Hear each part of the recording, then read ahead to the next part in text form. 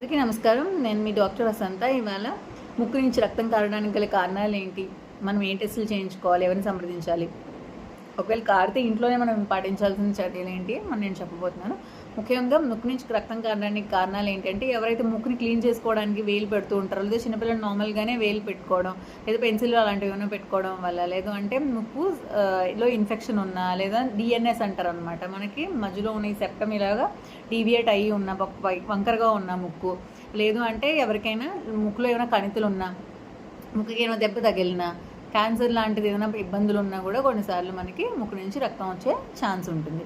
అలాగే ఎవరిలో అయితే బీపీ ఎక్కువ అయిపోయి కూడా రక్తనాళాలు చిట్లిపోయి వచ్చే ఛాన్స్ ఉంటుంది. లివర్ ప్రాబ్లమ్స్ ఉన్న వాళ్ళలో బ్లడ్ క్లాటింగ్ డిఫెక్టివ్ ఉంటుంది, దానివల్ల కూడా రక్తం కారవచ్చు. అలాగే ఎవరైతే హార్ట్ పేషెంట్లు కానీ, రక్తనాళాల్లో క్లాట్స్ ఉన్న వాళ్ళకి కానీ, బ్లడ్ థిన్నర్స్ ఎవరైతే వాడుతున్నారో వాళ్ళలో కూడా రక్తం కారే ఛాన్స్ ఉంటుంది. అలాగే ఎవరికైతే ప్లేట్లెట్స్ తక్కువ ఉంటాయో వాళ్ళలో కూడా రక్తం తక్కువ, అంటే రక్తం కారే ఛాన్స్ ఉంటుందన్నమాట. అంటే డెంగీ కానీ ఇలాంటి ఇన్ఫెక్షన్స్లో కానీ మనకి వచ్చే ఛాన్సెస్ ఉంటాయి. ఇలా ఉన్న వాళ్ళు ఏం చేయాలి అని అంటే, మనకి ముక్కు రక్తం కారుతున్నప్పుడు ఈ ముందు ఉన్న మెత్తటి పార్ట్లను గట్టిగా ఇలా మొత్తం పట్టుకొని ఇలా ముందుకి ఇలా వంగుని నోరు తెరుచుకొని గాలి తీసుకోవాలన్నమాట. అలా ముక్కుని వదలకుండా పట్టుకోవాలి 10 నుంచి 15 నిమిషాల పాటు.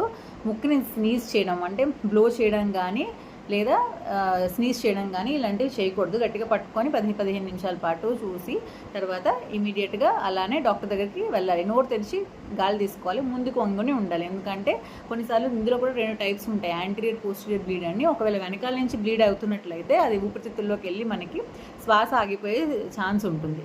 దానివల్ల మనకి ముందరికి వంగుని పట్టుకోవడం చాలా ఇంపార్టెంట్. మనకి ఇలా కారుతున్నప్పుడు రక్తం ఇలా ఎప్పుడైనా బ్లీడింగ్ అయితే మనం ముఖ్యంగా బ్లడ్ టెస్ట్ చేయించుకోవాలి. Complete blood counts, blood thinners వాడుతున్న వాళ్ళైతే ఆ మందులు ఆపేసి వెంటనే ఇమీడియట్గా డాక్టర్ని సంప్రదించాలి ఎప్పుడు స్టార్ట్ చేయాలని. బీపీ చెక్ చేసుకోవాలి ఫస్ట్ ఆఫ్ ఆల్.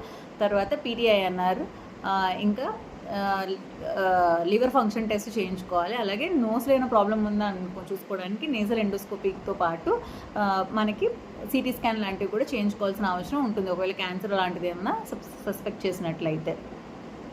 సో ఈ ప్రాబ్లం ఉన్నప్పుడు వెంటనే డాక్టర్ దగ్గరికి వెళ్ళడం వల్ల వాళ్ళు మనకి నేజల్ డ్రాప్స్ వేయడం కానీ, ఒకవేళ బ్లడ్ బ్లీడింగ్ ఆగకపోతే అది ప్యాకింగ్ అంటారు, నేసల్ ప్యాకింగ్ చేస్తారు. అలా ఏమైనా ప్రాబ్లం ఉంది అని ఐడెంటిఫై చేస్తే కన్సర్న్ డాక్టర్కి రిఫర్ చేస్తారు. బీపీ ఎక్కువ ఉన్న వాళ్ళలో బీపీ మేనేజ్ చేసుకోవాలి ఇమీడియట్గా, అప్పుడు మనకి ఆటోమేటిక్గా అది తగ్గిపోతుంది అనమాట.